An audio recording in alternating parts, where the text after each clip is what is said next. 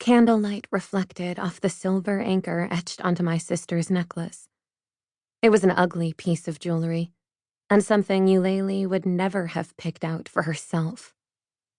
She loved simple strands of gold, extravagant collars of diamonds. Not that. Papa must have selected it for her. I fumbled at my own necklace of black pearls, wanting to offer her something more stylish, but the battalion of pallbearers shut the coffin lid before I could undo the clasp. "We, the people of the salt, commit this body back to the sea," the High Mariner intoned, as the wooden box slid deep into the waiting crypt. I tried not to notice the smattering of lichens growing inside the gaping mouth, drawn wide to swallow her whole. Tried not to think of my sister, who was alive and warm and breathing just days before, being laid to rest.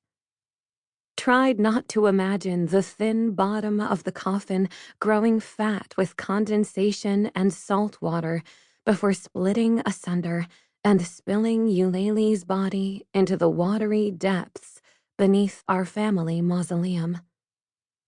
I tried, instead, to cry. I knew it would be expected of me, just as I knew the tears were unlikely to come. They would later on, probably this evening when I passed her bedroom and saw the black shrouds covering her wall of mirrors.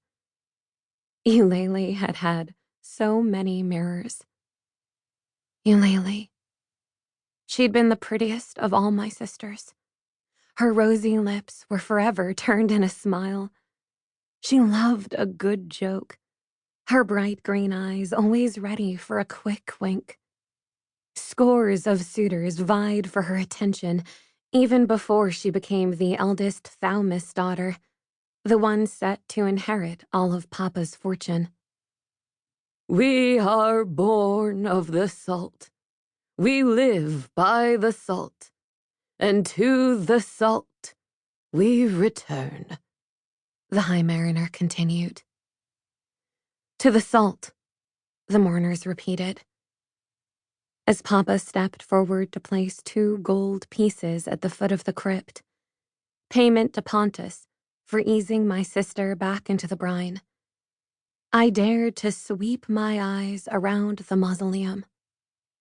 It was overflowing with guests bedecked in their finest black wools and crepes, many of them once would-be beaux of Eulalie. She would have been pleased to see so many broken-hearted young men openly lamenting her. "Annaleigh," Camille whispered, nudging me. "To the salt," I murmured. I pressed a handkerchief to my eyes, feigning tears. Papa's keen disapproval burned in my heart. His own eyes were soggy, and his proud nose was red as the High Mariner stepped forward with a chalice lined with abalone shell and filled with seawater. He thrust it into the crypt and poured the water onto Eulalie's coffin, ceremonially beginning its decomposition. Once he doused the candles flanking the stony opening, the service was over. Papa turned to the gathered mass. A wide shock of white streaked through his dark hair. Was it there yesterday? "Thank you for coming to remember my daughter, Eulalie." His voice, usually so big and bold, accustomed to addressing lords at court, creaked with uncertainty.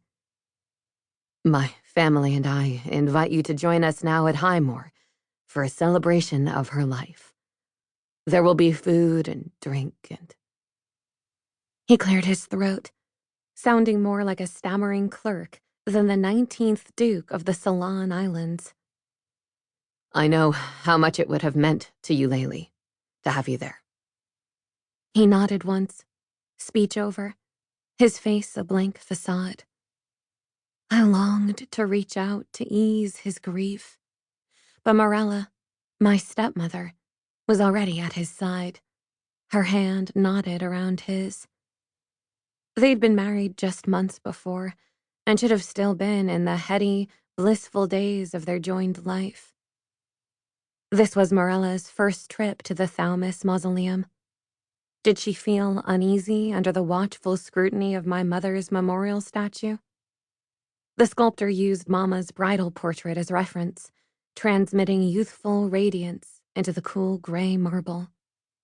Though her body returned to the sea many years ago, I still visited her shrine nearly every week, telling her about my days and pretending she listened. Mama's statue towered over everything else in the mausoleum, including my sister's shrines. Ava's was bordered in roses, her favorite flower. They grew fat and pink in the summer months, like the plague pustules that claimed her life at only 18.